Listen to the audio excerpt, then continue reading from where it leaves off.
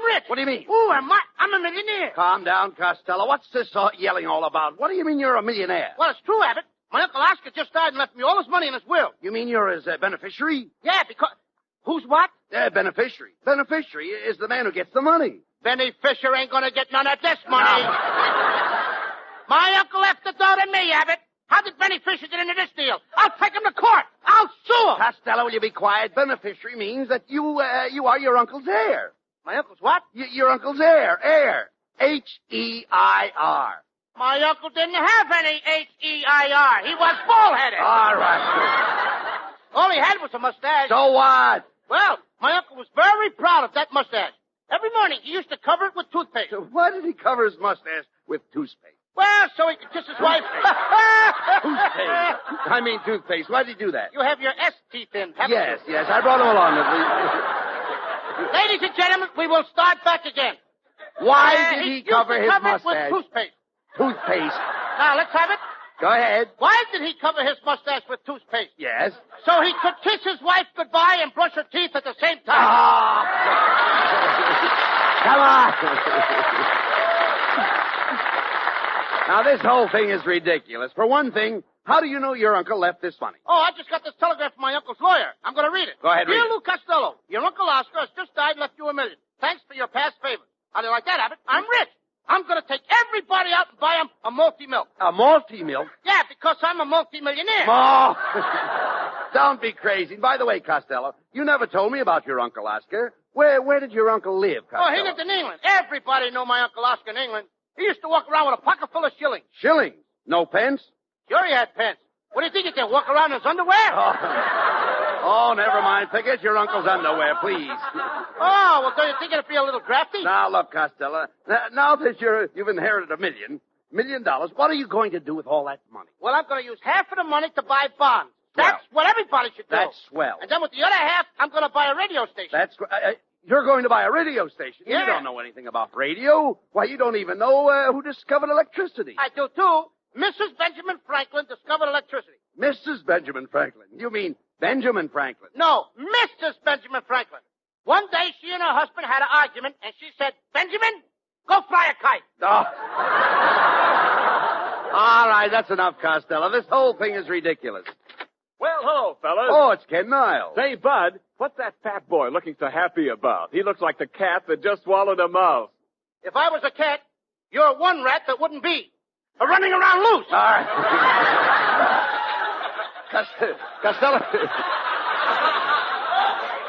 Costello just got some good news, Ken. His uncle left him $1 million, and he is going to buy a radio station. And what's more, Niles, I'm going to be the head announcer on my program. You're going to be the head announcer? Costello, you can't become a head announcer overnight. Well, I've been hammering away for years to be a head announcer. You look like a hammerhead. Now, quiet, Costello. Niles is right. An announcer must have an education. You can't even read or write. Well, maybe not, but I spell. You certainly do. I said spell. Everybody's reading wrong. Now, go ahead. You give me any word at all, and I'll spell it. Okay. Spell Mississippi. State or river? River. Huh? River. River? Yeah. R-I-V-E-R. River. Come on, Costello. Don't try to crawl out of it. Spell Mississippi. Okay. Mississippi. Yes. M-I-Ping, S-S-I, Ping, S-S-I, Ping, P-P-I-P. Hey, wait a minute. Wait a minute. What's the ping for? I was dotting the I's. Oh. This is the silliest thing I ever heard of. Why, Costello, my lovely wife would make a better announcer than you would. Your lovely wife? That old umbrella had her face lifted so many times she's too tall for the microphone. Oh, I heard that remark, Costello, and I want you to know that I have never had my face lifted. They started to lift it, but when they saw what was underneath, they dropped it again. You must excuse Costello today, Mrs. Niles. He's all excited. He just inherited $1 million, and he's buying himself a radio station. Oh, that sounds just like him, the stingy, fat plutocrat. He wouldn't think of buying anything for his friends. I wouldn't say that, Mrs. Niles. I'm going to buy you a lovely present. A nice red fire extinguisher that will last you 100 years. Oh, I don't expect to be here for 100 years. That's all right. Where you're going, you can take it with you. Now, wait a minute, Costello. The nicest present you could give Mrs. Niles is a chance to try out for that announcing job on your new station. Now, why not have a little contest to see who is the fastest reader? That's right, Costello. After all, it's speed that counts in announcing. And my lovely wife and I challenge you to a contest. Now, that's fair enough. All right. Mrs. Niles, you will be number one. Oh, thank you very much, Mr. Abbott, and I shall certainly do my best to win this contest fairly and conduct myself as a lady. That's splendid, Mrs. Niles. Now, Ken, you're number two. Thank you very much, Bud, and I certainly can do my best to win this contest fairly and conduct myself as a gentleman. Good. And now, Costello, you will be number three. I thank you, Mr. Abbott, because I don't know whole thing is my progress, my announcer, too. Now. I didn't understand what you said, Costello. Well, did you hear what the other said? Yes. All right, now let's go. You will each recite Mary Had a Little Lamb. Now, when I call your name, you start. When you hear the bell, you stop. And don't forget to take a great, big, deep breath. All ready now? Mary Had a Little Lamb. No. Wait a minute. I'll call out the names. Not you. No, not you. All right. Mrs. Niles. Mary had a little lamb, fleece white stone. Everywhere that Mary went, the lamb was sure to go. It followed her to school one day. Ken Niles. Mary had a little lamb, fleece white as snow, and everywhere the Mary went, the lamb was sure to go. Followed her to school one day, which was... Lou Costello. Mrs. Niles. I didn't have nothing to say yet. Mrs. Niles. Mary had a little lamb, fleece white stone. Everywhere that Mary went, the lamb was sure to go. It followed her to school one day. Ken Niles. Mary had a little lamb, fleece white as snow, and everywhere the Mary went, the lamb was sure to go. Followed her to school one day. Lou Costello. Mrs. Niles. Mary had a little lamb, fleece white stone. Everywhere that Mary went, the lamb was sure to go. Ken Niles. Mary had a little lamb, fleece white as snow, and everywhere the Mary went, the lamb was sure to go. Lou Costello.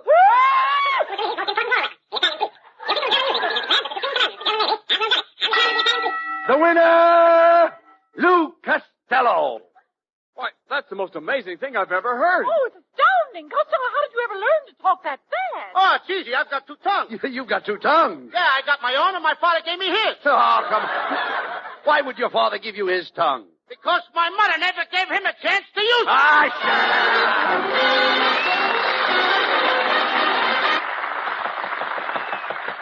Come in. Pardon me, is this the radio station? Yeah, this is Station IOU, the voice of the creditors. I'm the owner and manager, Lou Costello, the great big fat radio maggot. My name is Pentley P. Crinklemeyer of Crinklemeyer and Ingersoll. Where's Ingersoll? He's doing time. I'm thinking of buying a program on your station. I'm in the cracker business. Ha, ha, ha. You look like the crummy type. Ha, ha, ha. Costello, take it easy. You need the business. Yes, Mr. Costello. You see, I'm a very successful man. I manufacture Crinklemeyer's crispy, crunchy, crackly, crunkly, crinkly, cratchy, critchy, critchy. I make biscuits. And you do it the hard way, too. Quiet, Costello. What kind of a program did you wish to put on, Mr. Crinklemeyer? I want a program that will sell Crinklemeyer's critchy, cratchy, crinkly, crankly, crookly, crackly, crinkly, crackly, crookly, crackly. You want to sell biscuits? Young man, you took the words right out of my mouth. You mean I took the biscuits right out of your pan? That's it, young man. You make the cracks and I'll make the crackers. Ha, ha, ha. And now I'd like to have you meet a young chap who's going to help put on my program. Meet my announcer, Oliver Storchy. How do you do? Hello. This guy's a radio announcer? Well, I suppose you like your own announcers, but I thought you might like to put one more on. And he's the moron who can do it, too. All right. Let the boy read something for us, Costello. Go ahead. Let him read something. Oh, yeah, I'm wonderful. Simply marvelous. Now get a load of this. Good evening, everybody. Hello, this is Oliver Storcheese bringing you the Crinklemeyer Cracker program from Hollywood. Ladies and gentlemen, you have just been listening to a coast-to-coast hiccup. Oh, so that's the way it is.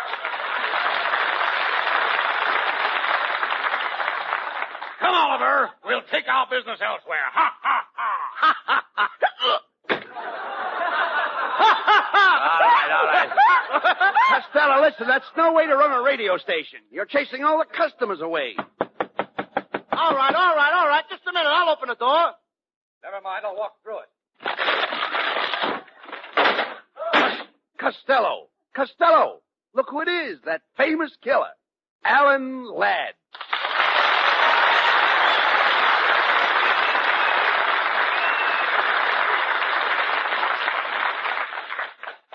Hey, which one of you fellas is Costello?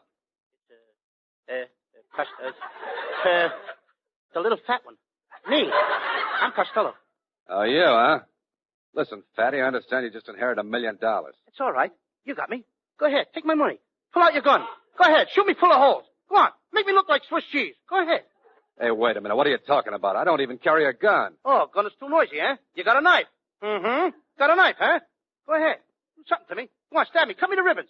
I got on clean underwear. I'm ready to die. Costello, Alan Ladd doesn't want to kill you. If he does, I'll never talk to him again. Oh, look, I don't want you to die. I hope you live to be 150 years old. Oh, you want me to be an old man, 150 years old, with a beard? I'll trip over my beard, fall into the street, get run over by a truck, then you'll want to take me to a hospital. No.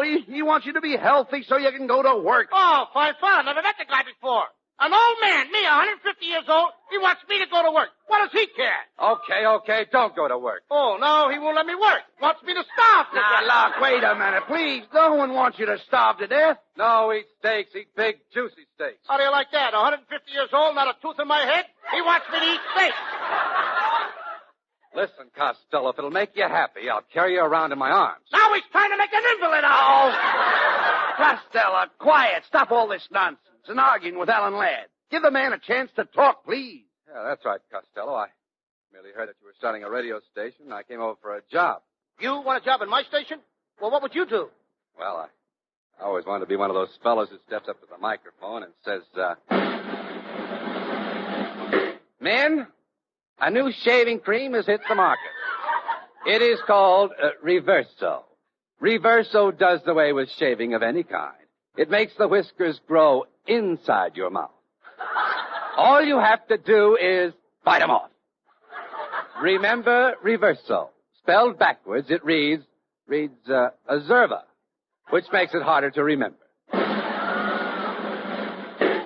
Say, Costello, this Alan Ladd is pretty good. Yes, not bad for a lad. Hey, listen, but I think his voice is a little... I think his voice is a little too loud. Try it a little farther away from the microphone, Alan. What, you mean like this? No, you're still too close. Step back a little farther. Well, how's this, Costello? No, step back just a little farther. Oh, but I'm up against the wall now. Oh, you are? Well, open up those French windows and step out on that balcony. Okay.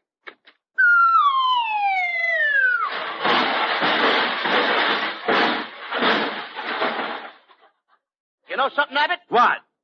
We have no balcony.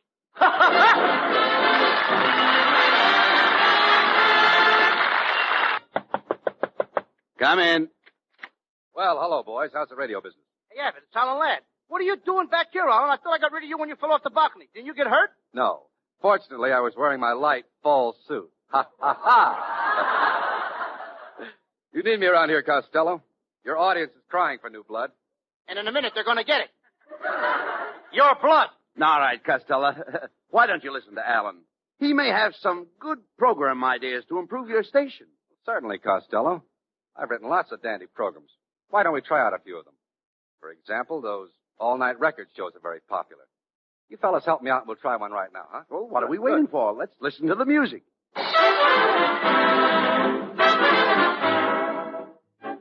Good evening, record fans everywhere. This is Happy Alan Ladd bringing you the oldest all-night record program on the air, broadcasting since 1896, 24 years before radio. Now, that's enough talk. We start off our uninterrupted dance music with a recording of Mexicali Rose, played by Freddie Snitch and his Los Angeles River washouts. Here it is, Mexicali Rose.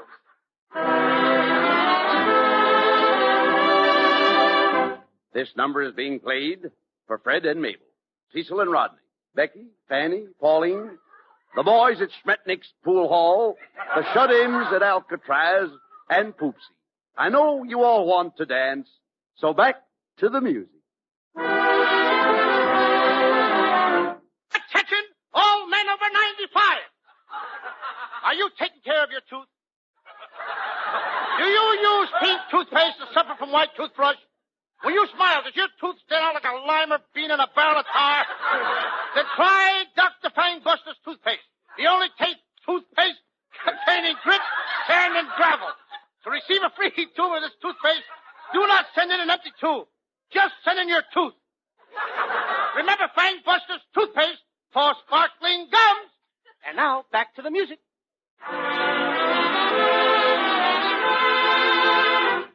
And I want to interrupt the music for a moment to tell you that you're dancing to Mexicali Rose. Ladies, have you tried Slicko Shellac on your floors?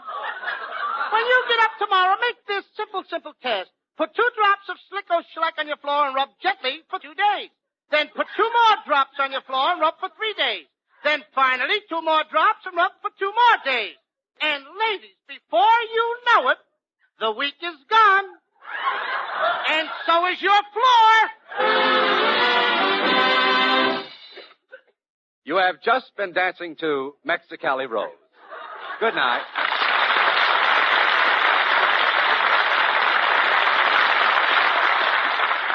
Say, Alan, that was great. Yeah, they were, Alan. Got any more of those kind of programs? Well, I've got a great story for your daytime program. It's all about a young girl and her problems. You want to hear it? That sounds good, Costello. Freddie Rich, let's have the theme music.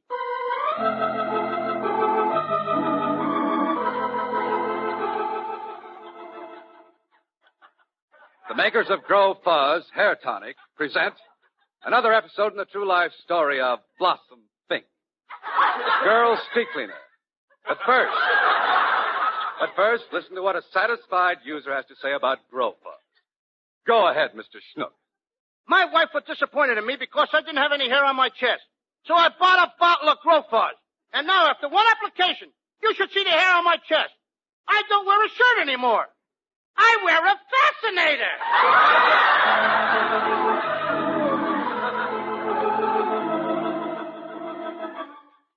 And now, back to Blossom Fink, Girl Street Cleaner. It seems like only yesterday that poor Blossom drank potato bug spray, thinking it was orange pico. But don't worry, folks. Blossom's all right now. The police gave her the 3rd degree and pumped it out of her. In the meantime, Blossom's friend Harvey went to the general store to meet Squire Prindle to inquire about Larry, who had received a tragic letter from Mrs. Philpott's nephew, Eustace, who had told her of the split-up between Bernice and Fitzroy.